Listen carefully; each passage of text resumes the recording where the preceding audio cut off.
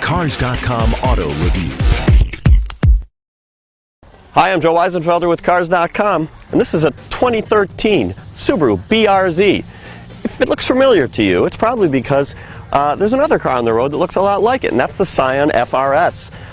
It was reviewed separately by my colleague Joe Bruzik. You can see that video too. Reason they look similar is they were co-developed with Toyota and Subaru. It's also sold under the Scion name. If there are differences, they're pretty hard to spot. I know some, which I'll share with you. For one, $1,300 or more for this version. Starts at about $26,000 total. For the $1,300 gets you some extra stuff. I'll show you what it is and also show you why the car's kind of awesome.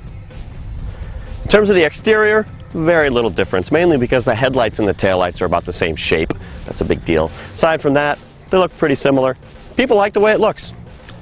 What's interesting is that Toyota went into this partnership because they needed a sporty car. Instead of building their own, they left a lot of the engineering, most of the engineering, to Subaru. You'll notice that this is a Subaru 2-liter boxer engine, horizontally opposed. The pistons go like this. That's the boxer part. See what you're learning? They actually made the oil pan a little bit shallower to get it even lower in the car. That low mass in a car gives it a really low center of gravity, and that's good for a sporty car. One thing that Toyota contributed was a fuel injection system that has 2 injectors per cylinder. The engine develops 200 horsepower, and people were complaining before the car even came out that that wasn't enough. I know it's a sports car, but actually it's pretty light. It's under 2,800 pounds. And for the dynamics and the tires in this car, I actually think it's not bad. Let's talk transmissions. You might think, because of the way the lever here is canted, that it's a manual transmission. Psych, it's not. This is a 6-speed automatic. You can also get a 6-speed manual that I like a lot. The automatic, not bad. You can drive in drive. You also got a sport mode, and you can go full manual with the shifters on the steering wheel. Here in the cabin is where you'll find the biggest differences between the BRZ and the FRS. I'm not real wild about the silver plastic stuff, but overall I think the quality is better in this than it is in the Scion. The buttons, for example, and the controls, much better, and they happen to be, in this car, an automatic climate control, which is great. You also get push-button start, not in the FRS, and you also get a navigation system, xenon high-intensity discharge headlights, and heated seats. None of those things are standard in the Scion, actually not optional either. Where the BRZ really shines is in dynamics, in the handling. It is a rear-wheel drive car. That's right, a Subaru with rear-wheel drive instead of all-wheel drive. Really good balance, even with the amount of torque from this engine. You can kick the tail out. It's pretty fun.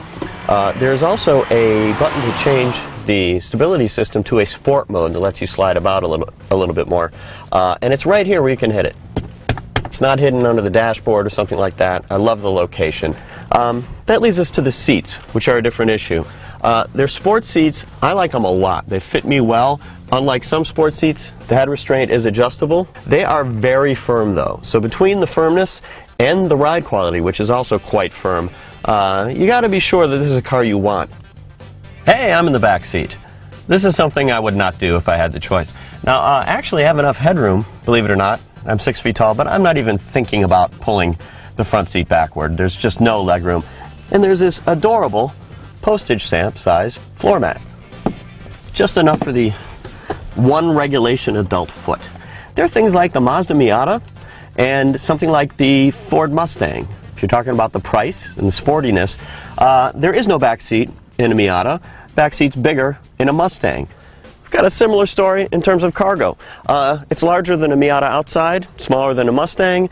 The result is pretty much the same with the trunk. This is a decent sized trunk. If you're talking about day-to-day livability, you can work with this.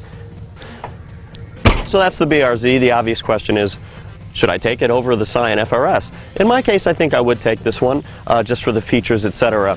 But I like both of them. Great addition to the market because there aren't enough cheap sports cars. This one really is a sports car. It's tossable. It's fun to drive. If you think you need more power, wait a little bit. It'll come.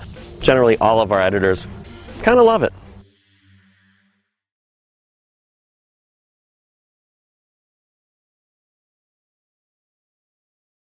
For more car-related news, go to Cars.com or our blog, KickingTires.net.